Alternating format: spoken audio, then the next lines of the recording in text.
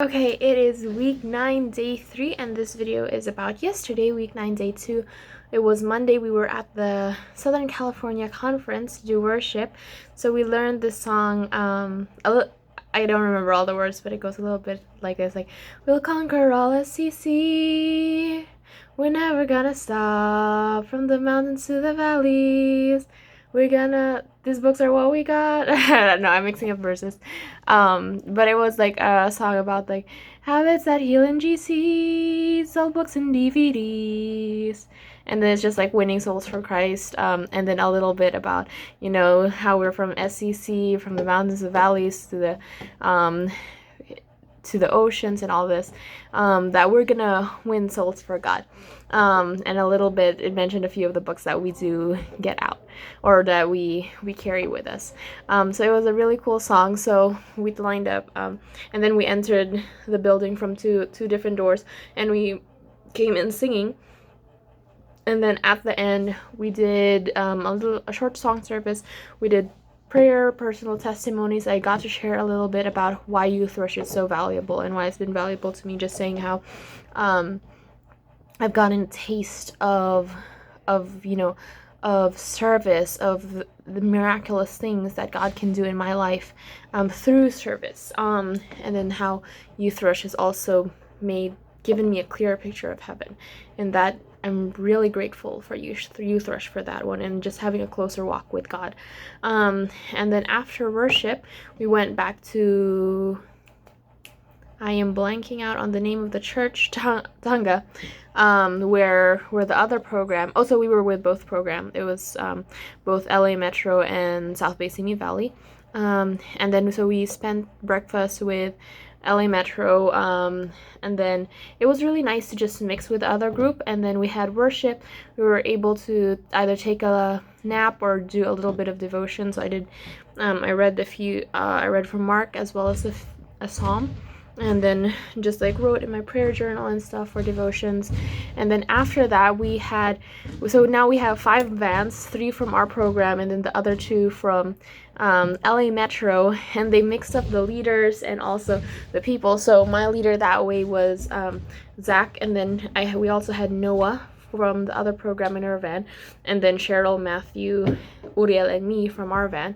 So there were a total of 5 students, and it was really cool, kind of working with a different leader. Zach is very chill, and like he'll like when he'll deliver a book, he'll work with you for a few houses, and so it was very different pace. But I am not used to the heat. I have really high respect for LA Metro. This is what they work in, day out. And I was drinking a lot of water. I think by the morning I had already had 4 bottles of water. And then I didn't even need to go to the bathroom because I was just drinking and then sweating it out. And then I was able to talk to a lot of people. A lot of people were home, surprisingly.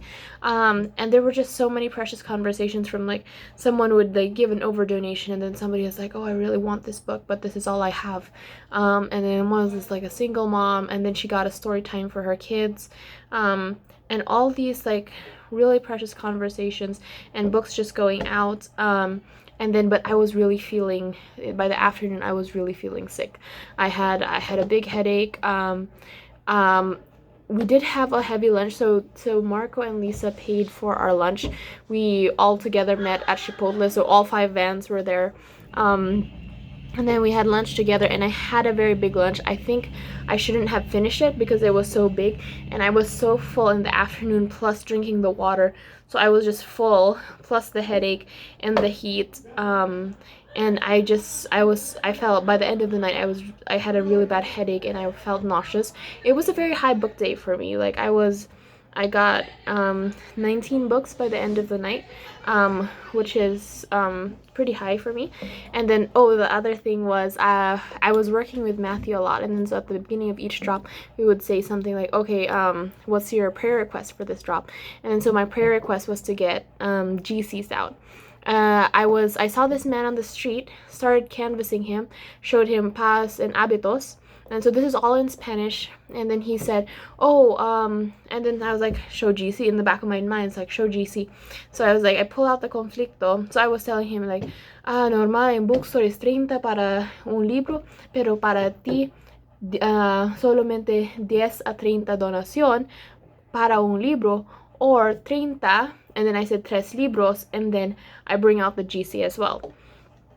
And then he was like, oh, this, because this was in Spanish, I was just getting bits and pieces of it, where he was saying like, are you gonna keep going this way? Because so I was working this way, and his house was over here, like a street over.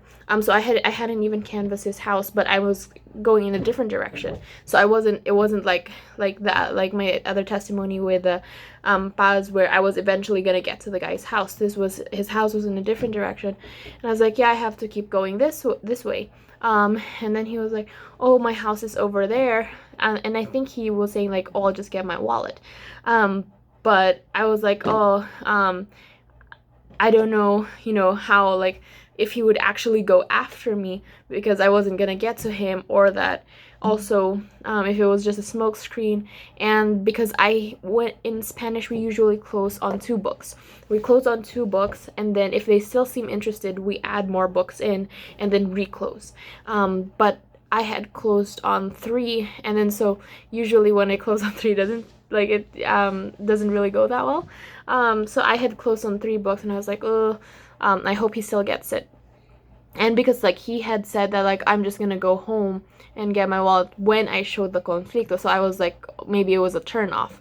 But I was like, okay, whatever. I kept going, and then like several houses down, I get out of this one yard. He's like, oh, hi, he was back. And then so I was like, of the tres libros, ¿cuál es tu favorito? So I gave him back the Paz, the Hábitos, and then I pulled out the conflicto, the Spanish GC, and then he goes, oh, that one.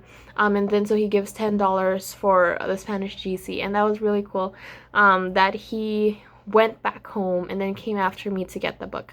And that was an answer to prayer for that specific drop. And so it was very beautiful. And then also he was like telling me like, there's so much going on, and then he was like, but number 1 is God. Like, even if there's turmoil and stuff, it's like number 1 is God.